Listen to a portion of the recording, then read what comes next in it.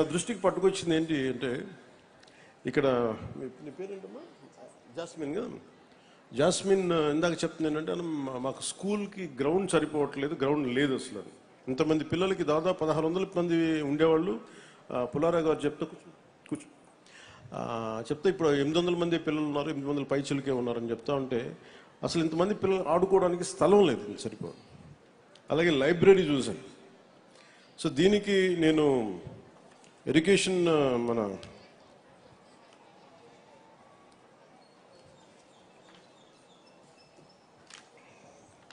రంజిత్ భాషా గారిని కూడా నేను రిక్వెస్ట్ ఏంటంటే దీనికి సంబంధించిన ప్లే గ్రౌండ్కి ఏదన్నా పాసిబిలిటీస్ అని ఎక్స్ప్లోర్ చేయవలసిందిగా కోరుకుంటా ఉన్నాను అలాగే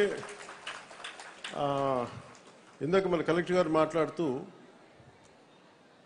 ఇందాక లైబ్రరీ చూశాను లైబ్రరీ చూస్తే చిన్న లైబ్రరీ ఉంది దానికి బీరువాలన్నీ ఉన్నాయి కానీ లోపల పుస్తకాలు అంటే ఇంతమంది ఇన్ని వందల మంది విద్యార్థులకు సంబంధించిన పుస్తకాలు లేవని అనిపించింది అలాగే కంప్యూటర్స్ చూస్తే ఎలా నేర్చుకున్నారంటే ఒక 10 కంప్యూటర్స్ ఉన్నాయి వాటికంటే నేను నా వైపు నుంచి నేను మీకు ఒక ఫుల్ లైబ్రరీ మీకు డొనేట్ చేస్తాను ఎందుకంటే మీరు స్కూల్లో నేర్చుకునేది ఒకటి అధ్యాపకులు చెప్పేది ఒకటి మీరు స్వంతంగా మీరు పుస్తకాలు చదవటం ఎంతసేపు కూర్చోబెట్టి ల్యాప్టాప్స్లో కూర్చోవడం ఫోన్లు చూడటం తల్లిదండ్రులు కూడా ఎలా ఉందంటే మా అబ్బాయి ఫోన్ పట్టుకొని ఇలా టచ్ టెక్నాలజీ మొత్తం తిప్పేస్తుంది బాగా ఎడ్యుకేట్ అయిపోయాడు అనుకుంటారు ఇంగ్లీష్ నేర్చుకుంటే ఇంగ్లీష్ వచ్చిన దానివల్ల మనకు తెలివితేటలు రావు ది క్రియేటివ్ కెపాసిటీ ఇన్నోవేట్ చేయగలిగే మైండ్ ఇవన్నీ రావాలి అంటే మటుకు చాలా మల్టీ టాలెంట్స్ కావాలి మనకి మల్టీ టాస్కింగ్ చేయాలన్నా అందుకని దానికి మనం స్వయం శక్తితోటి చదువుకోవడం అనేది చాలా ఎసెన్షియల్ అపార్ట్ ఫ్రమ్ మన పిల్లలు మన టీచర్స్ నేర్పించేది కాకుండా అందుకు మీరు ఇళ్లలో కూడా తల్లిదండ్రులకు కానీ ప్రతి ఒక్కళ్ళకి గ్రూప్ లైబ్రరీ ఇచ్చే ఒక 10 మంది ఒకటే ఏరియాలో ఉంటే మీరు ఒక లైబ్రరీని చిన్న లైబ్రరీస్ పెట్టుకోండి అలాగే కూటమి నాయకులు కూడా జనసేన నాయకులు కూడా ప్రత్యేకించి పిల్లలకి మీరు రేపు పొద్దున పిల్లల ఓట్లు కావాలనుకున్న పిల్లలకి మీరు ఏం చేయకుండా ఓట్లు ఎలా అడుగుతారు మీరు అందరూ అందుకని పిల్లలకి ఏదైనా కనీసం లైబ్రరీస్ లాంటివి మీరు పెట్టండి నాకు మొబైల్ లైబ్రరీస్ లాంటివి అందుకని నేను నా సైడ్ నుంచి మీ లైబ్రరీని నేను ఈ స్కూల్ని నడిపితే ఎలా ఉంటుందో అలాంటి లైబ్రరీ మీకు నేను మంచి పుస్తకాలు పంపిస్తాను మీకు అది ఇంగ్లీషు అలాగే మీకు 3 భాషలు వచ్చు మీకు ఆ 3 భాషలకు సంబంధించి మీకు ఒక హిందీలో మీకు రామ్ధారీ సింగ్ దినకర్ లాంటి ఒక గొప్ప రాష్ట్ర కవిని మీకు చదివేలాగా ఒక హిందీ పుస్తకాలు తెలుగు పుస్తకాలు మంచి ఇంగ్లీష్ పుస్తకాలు ఇవన్నీ నేను మీకు సెలెక్ట్ చేసి దాదాపు నాకు బడ్జెట్ తెలియదు కానీ అంటే మీ లైబ్రరీ నిండిపోయేంత పుస్తకాలను కొత్త బీరువాలు కూడా పంపిస్తుంది అలాగే కంప్యూటర్స్ ఇందాక శుక్లా గారు చెప్తా ఉంటున్నారు madam Kritika Shuklaji just 10 computers ఉన్నాయంటే నేను నా సైడ్ నుంచి మీకు ఒక 25 కంప్యూటర్స్ నేను మన స్కూల్కి పంపిస్తాను ఇవన్నీ చేసి పెడతాను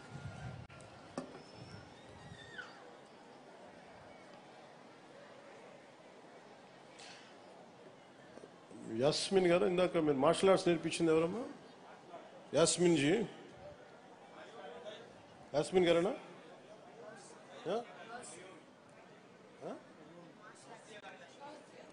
గౌసియా ఇందాక పిల్లలకి మార్షల్ ఆర్ట్స్ చేశారు గౌసియా గారు మార్షల్ ఆర్ట్స్ నేర్పించిన ట్రైనర్ శ్రీ గౌసియా గారు మిస్ గౌసియా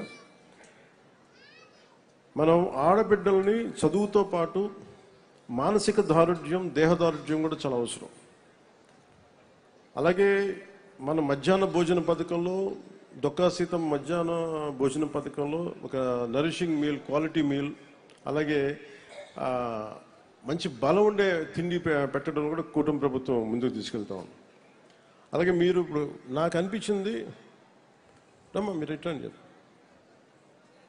అంటే మన చిలుకలూరుపేటలో ఒక ఆడబిడ్డ కూర్చోబెట్టి అంటే నేను ఆవిడ గౌసియా గారు నేర్పించడం నాకు చాలా చాలా ఆనందం అనిపించింది మిమ్మల్ని మనస్ఫూర్తిగా నేను అభినందిస్తున్నాను ఎందుకంటే నాకు మార్షల్ ఆర్ట్స్ నేర్చుకోవడం ఒక చిన్న పెంకు ఒక పలక పాల్గొట్టడం ఎంత కష్టం నాకు తెలుసు అలాంటిది ఆడపిల్లల చేత నేర్పించారు I truly appreciate thank you అలాగే ముఖ్యంగా మన టీచర్స్ రత్నకుమారి గారు మాట్లాడుతున్న, చాలా రత్నజ్యోతి గారు మాట్లాడుతున్న, మిగతా టీచర్స్ అందరితో మాట్లాడుతూ ఉంటే ఒకసారి టీచర్స్ని చూస్తే నాకు చాలా బాధ వేస్తుంది. ఇంట్లో ఇద్దరు పిల్లలు ఉంటే తల్లిదండ్రులు, మా ఇంట్లో చూస్తున్నాను కదా, పిల్లల్ని స్కూల్కి పంపించేస్తే కొంచెంసేపు మాకు ఇంట్లో ఫ్రెష్గా కూర్చోవచ్చని చెప్పి తల్లిదండ్రులు అనుకుంటూ ఉంటారు. అలాంటి ప్రతి తల్లిదండ్రులు వదిలేసిన బిడ్డని టీచర్ చూసుకోవాలంటే టీచర్కి వెళ్ళాలి. వాళ్ళ ఇంట్లో బిడ్డలను అక్కడ వదిలేసి ఇక్కడ కూర్చొని ఇలా అరుపులు, ఇలా కేకలు, ఒక్కళ్ళు కాదు ఇద్దరు కాదు, కనీసం క్లాస్ రూమ్కి 30 మంది ఎంతోమంది ఉంటారు. వీళ్ళందరూ అరుపులు కేకలు పట్టించుకోవాలి, అలసిపోతారు. వాళ్ళు ఇంటికి వెళ్ళి వంట వార్పు చేసుకోవాలి, వాళ్ళు ఇంటికి వెళ్ళి అన్ని పనులు చూసుకోవాలి. దాంతోపాటుగా మనం చదువు నేర్పించాలంటే ముఖ్యంగా విద్యార్థులకు చెప్తాను, మన టీచర్లకి ఒకసారి విసుక్కుంటారు మనల్ని. అవసరమైతే ఒక చిన్న విసుగ్గా ఒక చిన్న దెబ్బ వేస్తారు. మనం అసలు వాళ్ళ చేత దెబ్బ కొట్టించుకోకుండా మనం కనుక ఉంటే మన వాళ్ళకి కూడా మన బరువు తగ్గించిన వాళ్ళం. అందుకని టీచర్స్కి ప్రత్యేకించి మనం విద్యార్థులకి మీరు ఆ గౌరవం ఇవ్వడం నేర్చుకోండి. అది మనం చాలా చాలా అవసరం. మనం జీవితంలో పైకి రావాలి అంటే మనకి గురువు దీవెనలు చాలా అవసరం. అలాంటి గురువు దీవెనల్ని మీరందరూ నిండుగా పొందాలని మనస్ఫూర్తిగా కోరుకుంటున్నాను. అలాగే మీరందరూ ఎలా ఆలోచించాలంటే, ముఖ్యంగా విద్యార్థులు 10వ క్లాస్ అయిపోయింది, ఇంటర్కి వెళ్ళిపోతాం, డిగ్రీ వెళ్ళిపోతాం, ఏదో ఉద్యోగం చేస్తాం అని అనుకోకండి. మీరు ఎప్పుడు చాలా యంగ్ మైండ్స్, మీరందరూ చాలా లేత వయసులో ఉన్నారు. మీరందరూ భవిష్యత్తు మీది.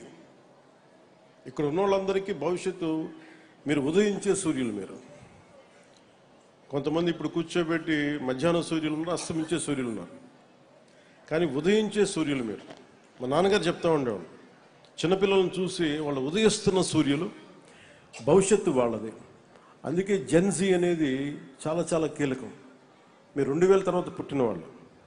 మీకోసం ప్రతి రాజకీయ నాయకుడికి బాధ్యత ఉండాలి, అలాగే ప్రతి అధికారికి చాలా బాధ్యత ఉండాలి. చదువు అనేది మీ భవిష్యత్తుని మార్చేస్తుంది. మీ చేతిలో చాలా బలమైన ఆయుధం. 1,00,000 మంది మెదడును కదిలించగలిగే శక్తి మీకు చదువిస్తుంది. మీకు అది మీరు అర్థం చేసుకుంటే మటుకు ఈ దేశానికి మీరు చాలా చాలా కాంట్రిబ్యూట్ చేస్తారు.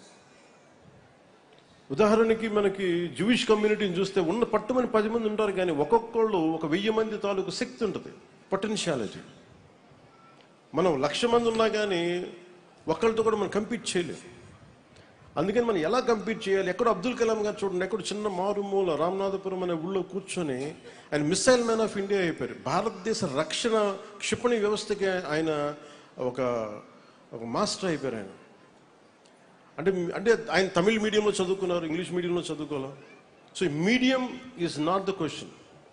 మీరు ఇంగ్లీష్ మీడియంలో చదువుకోండి, తెలుగు మీడియంలో చదువుకోండి, ఏ మీడియంలో చదువుకోండి, కానీ మీకు ఇన్నోవేషన్ క్రియేటివిటీ పెరగాలి అంటే, మీకు మల్టీలాటరల్ థింకింగ్ రావాలి అంటే మీరు చాలా విభిన్నమైన నేర్చుకోవాలి.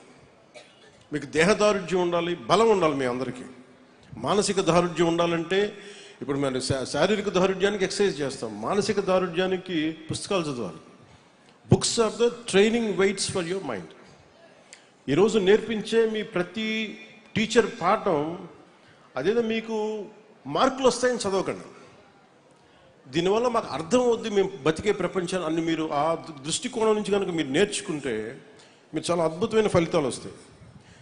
అలాగే టీచర్స్కి కూడా నాకు ఎప్పుడో ఒక్కొక్క టీచరు ఒక చిన్న పాఠం నేర్పిస్తే, అండ్ ఒక సోషల్ టీచర్ సమాజం గురించి దేశభక్తి గురించి చెప్తే, ఎప్పుడు 7th 8th అది నా గుండెల్లోకి వెళ్ళిపోయింది ఒక పాఠం. ఆ సోషల్ టీచర్, మా హిస్టరీ టీచర్ చెప్పిన పాఠాలు గుండెల్లోకి వెళ్ళిపోయి సామాజిక బాధ్యతనిచ్చి ఈ రోజున మేము ఇంత